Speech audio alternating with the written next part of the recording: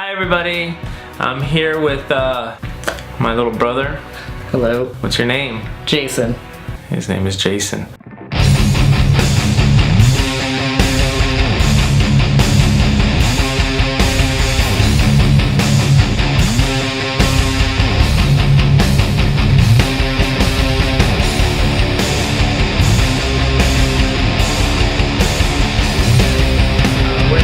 Because he's in town. Where are you from? Well, you're from El Paso, but I mean, where did you come from? Encinitas, California. What? Well, San Diego, but Okay, it's like, yeah, that's what I was north. gonna say. Yeah. He moved out of El Paso for a little while to be there, and now he's back for a little while, right? Yeah, I think about 2 weeks. Hopefully. Jason and I, we go way back because, you know, we're brothers and all. When it comes to music, believe it or not, even though he's not a musician, he knows a lot about music, and he has a really good, I think, really good taste in music. And it's different from me, but he's introduced me to bands, and probably bands that he didn't even realize he introduced me to. Are you recording? Yes. Alright. No, what's up? I need the extension to my charger. Oh my god. You can come in. We just have our shirts off, no big deal. He's actually introduced me to a few bands that I really enjoy. I don't normally admit it to him because I don't like giving him the credit. Like, one example is Poison the Well. Oh, yeah. Another recent example is Churches. Oh, okay, yeah. Not the chicken, yeah. See, we are brothers. Even though it's really good. I mean, I'm vegetarian. Are you eating vegetarian? Mostly vegetarian. Yeah, but it's Churches chicken. So anyhow, I brought him in here. It's so loud.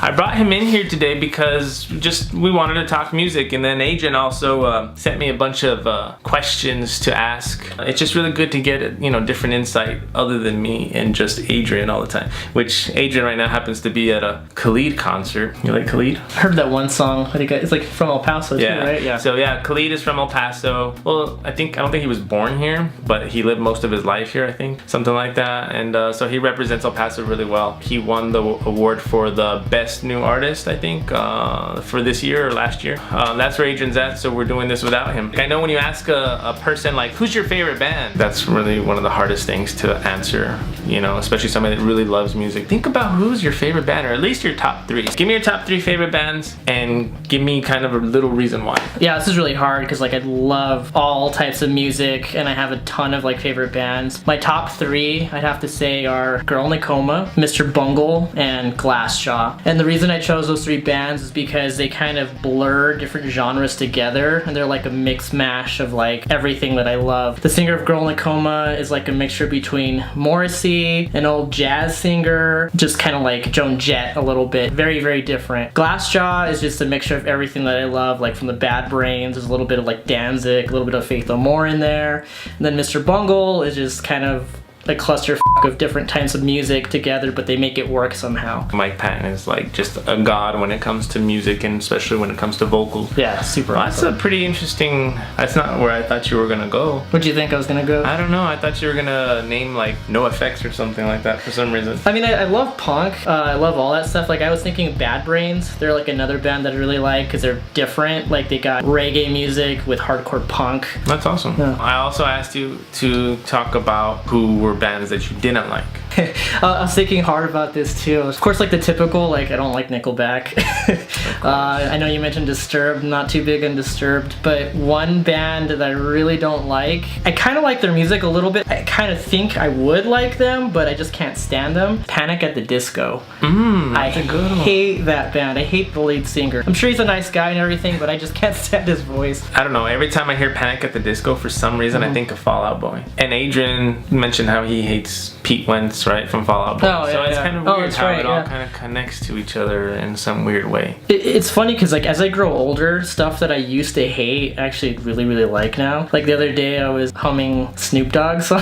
Yeah. It's actually a really good song now. Yeah. Like, I'm a big fan of old, I mean all rap, but I'm really a big fan of old rap, like NWA, Ghetto Boys. I've found as I get older that I like hip hop sometimes a little bit more than rock, and that's just because there's still good hip hip hop coming out, whereas rock, it's really hard to find something good that's new coming out. Yeah. Well, you know what I really like a lot? I sent you a link to it, but you told me it sounded like a Sonic the Hedgehog. But it's this music called Djent. It's basically like metal, but with like jazz music, but it's like mostly instrumental. Orchards, Orchards. They're another really good band. Orchards, yeah. They're a really good band too. And it's like mostly coming from Britain, I think. That's awesome. Yeah. And see, that's what I like about you, is that, you know, you don't limit yourself. I think you're kind of in the same boat with me when it comes to like country music. I hate country. I don't know. There's some like old country is like, really good. well, like Johnny Cash is awesome. Yeah. But like all this other stuff that people like Adrian's gonna go off about all kinds of artists, and I'm like, ugh. You like music from all genres. One thing that, you know, I like some punk, but I'm not big on punk like you. Oh, sorry. For a second there, I thought it was a Fall Out Boy shirt. No.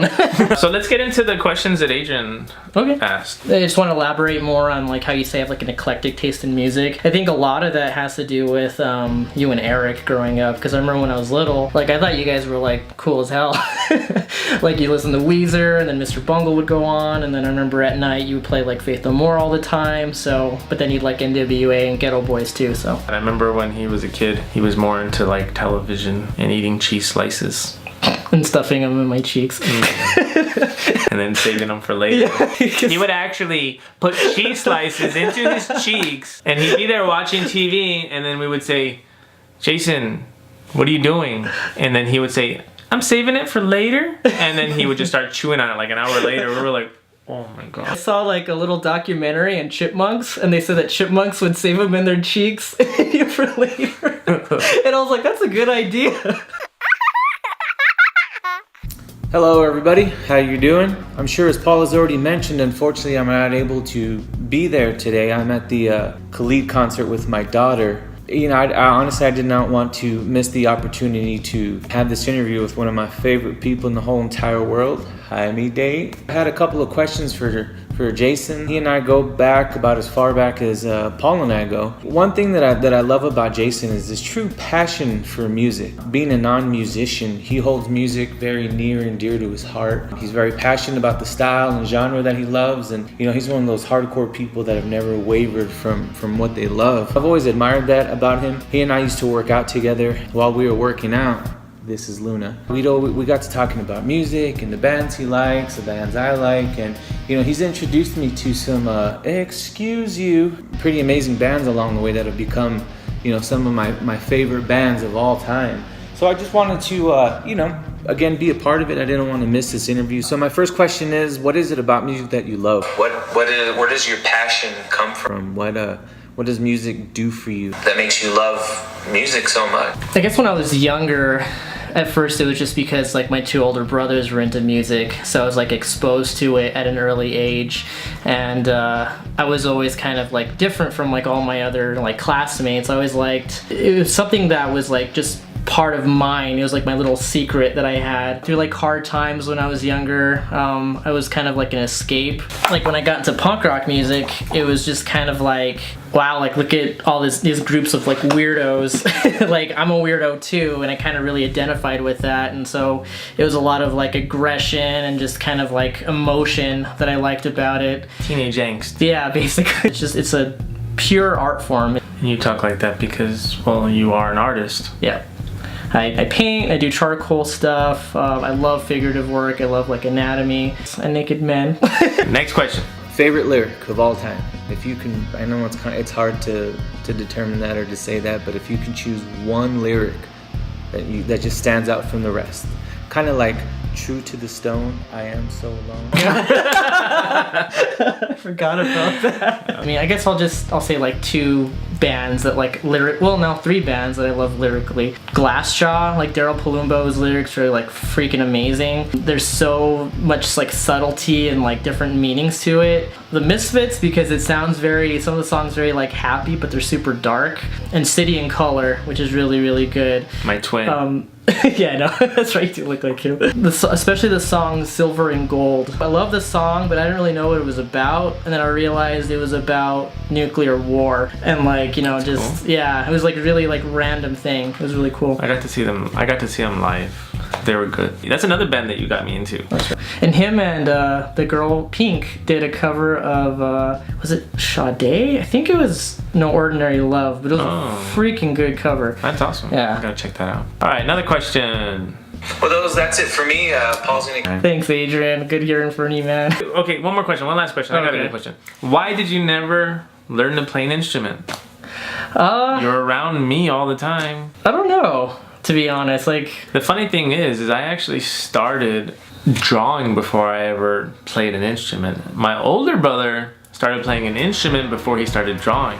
Somewhere along the lines when we were kids, I remember I would steal his guitar and play it when he wasn't around, and I ended up giving up drawing for the guitar. And my older brother, now he's a very, very well-known tattoo artist. He's made a career out of his art, and we kind of just switched roles. And Jason, he stuck along the art path when it comes to drawing as well, but it's just a very different style of drawing than our older brother. Even going to art school in Laguna Beach, right? What is it called? LCAD, Laguna College of Art and Design. I guess art in some form, shape or form, kind of just runs in the family.